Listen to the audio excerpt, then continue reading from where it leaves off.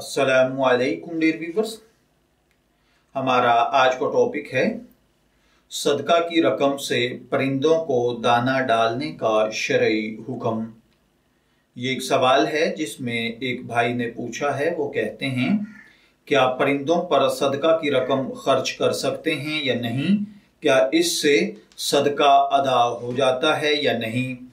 तो देखिए भाइयों और बहनों, याद रखिए कि सदकात वाजिबा जिनमें उशर, सदका फितर, ज़कात वगैरह के अदायगी में जो शर्त है वो ये है कि आप किसी इंसान को देंगे और इसमें तमलीक ज़रूरी है, यानी ये वाजिब सदकात उस वक्त तक अदा नहीं होते जब तक किसी मुस्तहिक ज़कात को इसका मालिक न बना दिया जाए।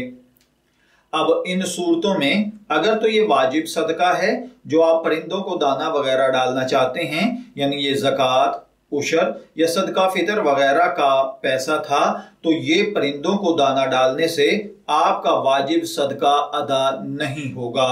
अलबत्ता नफली सदकात से परिंदों को दाना डालने में कोई हर्ज नहीं है, इसमें भी सदके का सवाब मिल जाएगा। मैं दुआगो हूं कि अल्लाह ताला हमें इन बातों को समझकर इनके मुताबिक अमल करने की तौफीक अता फरमाए। शब्बीर अहमद को इजाजत दीजिए, फिर हाजिर होंगे किसी नए टॉपिक के साथ।